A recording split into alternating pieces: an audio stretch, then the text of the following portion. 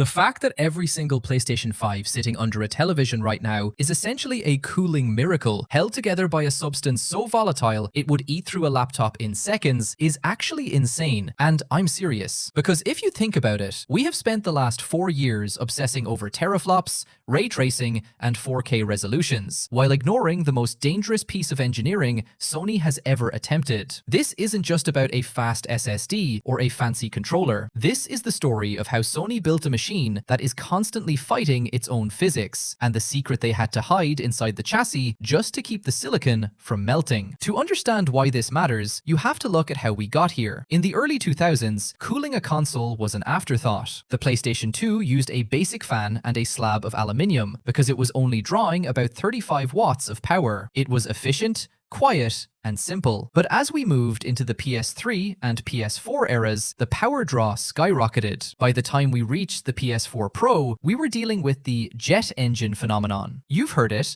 that high-pitched scream of a fan trying to move air across a processor that is generating more heat than the thermal paste can actually transfer. Sony knew that for the PS5, the old rules wouldn't work. They were moving to a custom Zen 2 CPU, and an RDNA 2 GPU that would pull upwards of 200 watts in a box designed to sit in a cramped cabinet. If they used traditional thermal paste, the grey gunk that has been the industry standard for decades, the PS5 would have been throttled to half its speed within minutes. Thermal paste has a limit on how fast it can move heat. Once you hit a certain density of power, the paste becomes a wall. So, Sony did something they had never done in the history of the PlayStation. They didn't just build a bigger fan, they changed the chemistry of the interface itself. They chose liquid metal. Now, you seem to like these videos because the last few blew up. A subscribe is much appreciated. Liquid metal is a nightmare for mass production. It is electrically conductive, meaning if a single microscopic drop touches the motherboard, the console is dead instantly. It is corrosive to aluminium, meaning the entire cooling block had to be plated in silver and guarded by a complex series of seals and sponges. Sony spent 2 years just testing the sealing process to ensure that if you stood your console vertically, the cooling secret wouldn't leak out and melt your hardware. This wasn't just a choice, it was a desperate necessity. Without that liquid metal interface, the PS5's 10.3 teraflops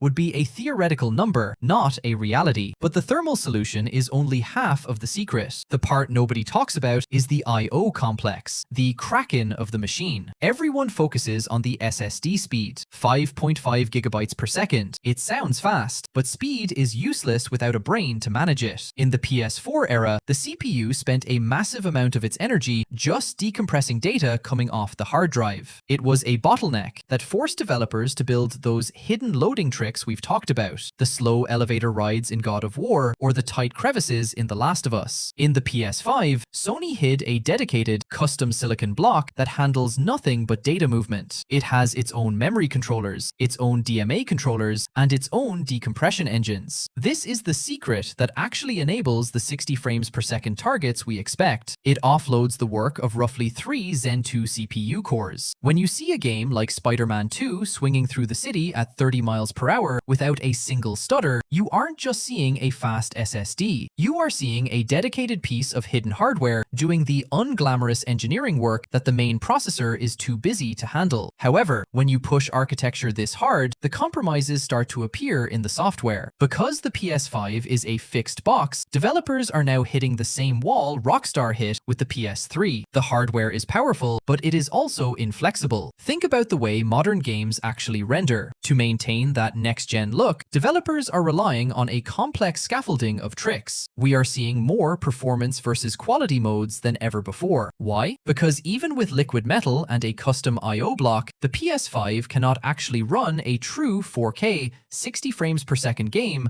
with full ray tracing. It's an illusion. Instead, the console uses dynamic resolution scaling, FSR upscaling, and checkerboard rendering to hallucinate pixels that aren't actually there. We've moved from the miracle of the PS3's cell processor to the miracle of modern image reconstruction. The secret Sony hid inside the box was a way to make 10 teraflops feel like 20, but that trick only works if the software is built to cheat. The real enemy of the PS5 isn't the competition, it's our own expectations. We want a world that is dense, reactive, reactive and visually perfect, but we want it to run on a machine that costs less than a mid-range graphics card. Sony achieved this by taking a massive gamble on liquid metal and custom silicon, but those limits are already being reached. We are seeing games like Final Fantasy VII Rebirth struggle with image clarity in performance mode because the upscaling tricks are being pushed past their breaking point. The PS5 didn't just change the way games look, it changed the way they are cooled, moved, and cheated into existence. The liquid metal under the hood is a symbol of this generation, a high-stakes, volatile solution to a problem that shouldn't exist. We are demanding more from these boxes than the laws of thermodynamics should allow. And here is the broader lesson. In the pursuit of the impossible, we have built machines that are so specialized they are becoming fragile. The secret